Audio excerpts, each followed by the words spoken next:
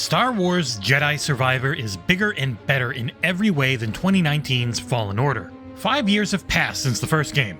Cal Kestis and his friends are doing their best to fight the Empire as the latter continues to hunt the Jedi and their allies to extinction. Throughout 15 plus hours, you'll slice, leap, force pull, push, and acrobat your way through a gorgeous and deadly galaxy. Jedi Survivor is a massive game, which can be a bad thing if it's not handled well. So, how has the gameplay changed, and has it improved? Has the ambition matched the increase in scope? And without spoiling anything, is the story a worthy follow-up, and does this game justify its enormous 139GB install size on Series X? Well, let's find out in the XboxEra review of Star Wars Jedi Survivor. The game begins on Coruscant. Those 5 years have passed since the previous title, and Cal has continued working with Saw Gerrera's rebel fighters. Seer, Grease, and Merrin are nowhere to be seen early on as you attempt to steal sensitive data from the Empire.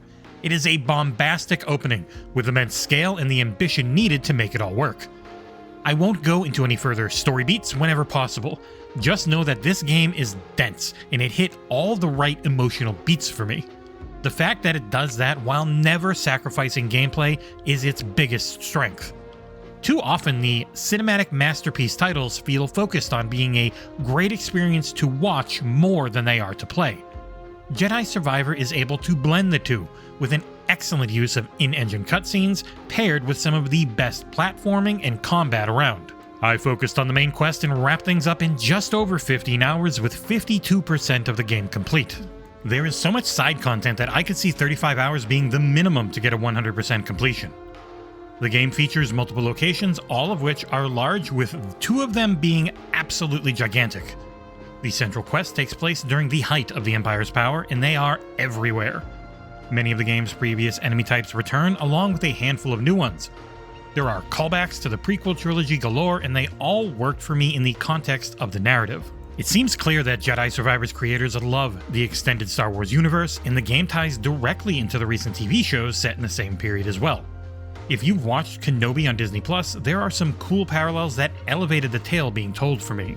As those 5 years have passed, there are a fair number of recollections interspersed throughout. The game never really dwells on them though, choosing instead to weave them naturally where they fit, and using Cal's ability to relive moments through the Force so they can show instead of tell. Survivor keeps the Souls Light setup of the first game. Thankfully, unlike most, it's never to its detriment. Jedi meditation points are your bonfire equivalents. Make sure, unlike me, that you always choose to rest at them whenever you need to replenish your health and stim packs, as it doesn't do it by default, unlike the Souls games. So I would routinely unlock a meditation point and forget to heal up. When you choose to rest, it will respawn all enemies in the area. Where this is normally a sore point for me in most games, Jedi Survivor has so many shortcut unlocks that it was never an issue.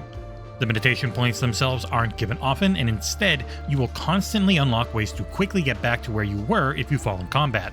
From ziplines shooting out to doors being unlocked and elevators turning on, you'll rarely have a long run back after a respawn. The number of playable areas is similar to the first game, though the scope has seen a massive increase, especially in 2 of the planets. Fast travel has been added to meditation points to help deal with this. It isn't always available if you're mid-quest, but for the majority of the game, you can bounce back and forth from any unlocked destinations with a short load time. This is a huge help when exploring the dense maps for many of the collectibles, cosmetic unlocks, and upgrades for Cal that dot the landscape. Alongside the Force visions of the past, you can find a large number of lore unlocks, though the UI for going through them all is cumbersome in practice. It looks great, as does most of the UI, but its function is hindered by the number of button presses needed if you're looking to find something you unlocked a while ago. Cal, BD1, and Cal's weaponry can be customized like in the first game. I didn't find any ponchos in my playtime, sadly. Cal can have different hairstyles, jackets, shirts, pants, and beards, while BD1 can have a bevy of parts and colors to choose from. Lightsaber and blaster customization is similar, with various parts and colors that can all be chosen independently from one another.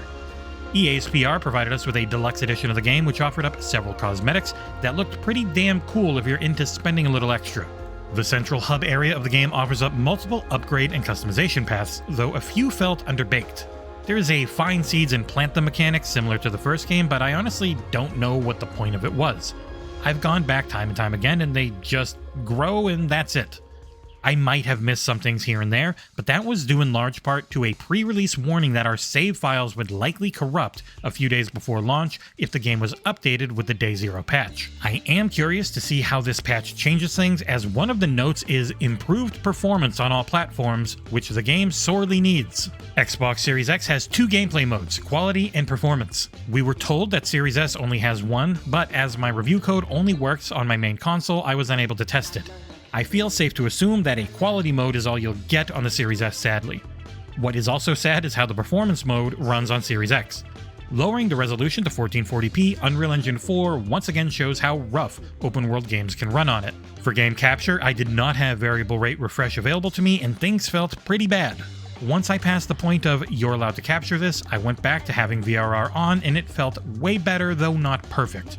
Because the frame rate drops below 40 FPS, which on a VRR-enabled display you can still tell, and that happened to me routinely in the most large open-world sections. It is interesting to see, after all the outrage over a similar open-world Unreal Engine 4 title in Redfall delaying its 60 FPS mode. In action, Jedi Survivor is a damn good-looking game, albeit a bit fuzzy, especially in performance mode. I only played for an hour or so in quality, and it was what you would expect. While standing still, the image was sharper and noticeably higher settings in detail. When moving the camera, it suffered greatly, far more than performance mode, with a blur to it that started giving me a headache. While I didn't experience many gameplay affecting bugs, I saw a lot of graphical ones. Broken lighting, massive pop-ins, slow-loading textures, and broken physics were pretty much constant. Going in and out of the main hub, an area that isn't large but is full of NPCs, could take 10 to 15 seconds of barely masked loading, and still the engine was struggling to catch up as I walked in. There's an install size of 139 gigabytes on Series X. It's more than that on PS5 and PC as well, which is kinda crazy. It's not a typo. It is enormous and will use up about an eighth of your internal storage. According to store listings, it's 44 gigabytes on Series S, which makes one assume that it's mostly 4K textures. And after completing a run, I get it, as the number of unique looking areas is off the charts. The art team had a field day here, hitting every major Star Wars motif, while adding many of their own on top. Coruscant is as epic in scale as you would think, given its City Planet title, and the variety of other locations is simply fantastic. Overall, Jedi Survivor is a damned good-looking game the majority of the time, but the performance is routinely terrible in this pre-launch build. I have no idea how the Day Zero patch will affect things, so it may be worth checking out some pre-launch streams to see how the game is running on each platform. The music is a pretty typical mix of excellent Star Wars themes and some crazy, weird alien-sounding songs. The voice acting is mostly excellent, with a star turn from the new character Bode. He is voiced by Charles from Red Dead Redemption, who nails every scene he is in. The returning characters feel different than the first game, especially Cal. He has been hardened by his time fighting the Empire, and Cameron Monaghan does an excellent job of giving emotional complexity and weight. It's a big task, as Cal is a constant presence throughout, with thousands of lines of very varied dialogue. My favorite thing about this game, though, is its emphasis on enjoyable gameplay. Too often, those big AAA bangers suffer from focusing their scope on pretty cutscenes above all else.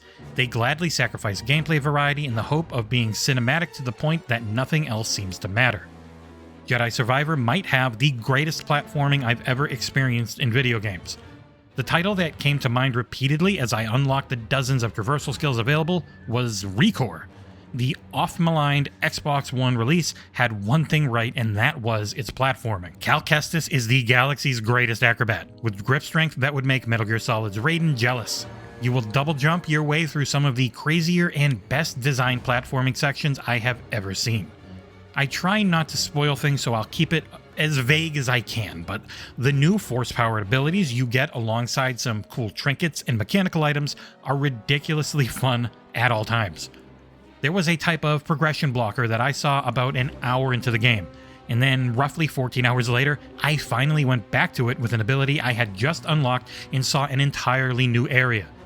Those types of situations happen constantly, thanks to some stunning level design. Respawn is on top of their game when it comes to movement, which was the staple of their first release Titanfall. Cal can wall run better than any pilot, double jump into a force dash, propel himself off a floating object with a new traversal mechanic I won't spoil, dash through a previous progression blocker, and have all that reset his cooldowns so he can do it again. It both looks and feels incredible, though I was using an Elite Series 2 controller, so those paddles on the back were a huge help in never having to take my fingers off of the analog sticks, so it might be a little tricky if you don't have one. To help with this though, there are 5 difficulty modes. They are essentially very easy, easy, normal, hard, and very hard. Parry timing, damage incoming, and damage outgoing are what they affect. Very easy is damn near an invincibility mode, and very hard whooped my ass 10 ways over when I tried it. There are many accessibility options to those who need them, from time dilation, which slows the combat down, to removing fall damage and upping your field of view. It's an impressive assortment. You can make the game as hard or easy as you like, essentially, which is how it should be. And speaking of that combat, Survivor ups the ante for Cal's tools of destruction by offering new combat stances. Joining his returning single and dual blade options are 3 new ones. First up is dual wield, where Cal has a lightsaber in each hand and is offensive focused. Next is the crossguard stance, infamously used by Kylo Ren in the sequel trilogy. This stance is focused on defense and powerful but slow attacks. Last up is the recently revealed blaster stance, which sees Cal using a one-handed lightsaber with a blaster in his offhand. And this was my favorite stance, due in large part to its Bloodborne-esque parry ability. Once unlocked, if you shoot someone just before they hit you, it is a high damage counterattack that saved my butt multiple times. Combat is similar to the first title with an emphasis on fast but deliberate combat. Most enemy attacks can be countered with a well-timed press of the left bumper. Holding that will cause Cal to block all incoming damage until a stamina meter depletes. Enemies turn red when they have an unblockable move they're doing, which you must dodge with the B button. Using the left bumper to deflect blaster bolts back at your enemies is still extremely satisfying, and the dual blade stance upgrade for this is probably my favorite upgrade in the game for bigger fights. X is your base attack, with Y being a forced enhanced one, and both are unique per stance. The left trigger is your force pull and the right is a force push. As Cal parries and hits with attacks, a main meter is filled up. Once this is ready to go, you will press in both sticks to unleash a force slow on all enemies around you. The right bumper is used as a modifier, allowing various force-related abilities depending on the situation and what you have unlocked in the talent tree. It is also used when working with companions in combat. At various times throughout the story, Cal will be joined by friends and you can have them attack specific targets or unlock shortcuts for you. It's a fun system because you never have to babysit them. You will gain experience for everything that you do, whether it is defeating enemies, scanning lore items, or finishing quests. The Souls Light system sees you lose any current experience points towards your next level if you die, and you'll have to hit that enemy that took them from you to get them back, at least on normal difficulty.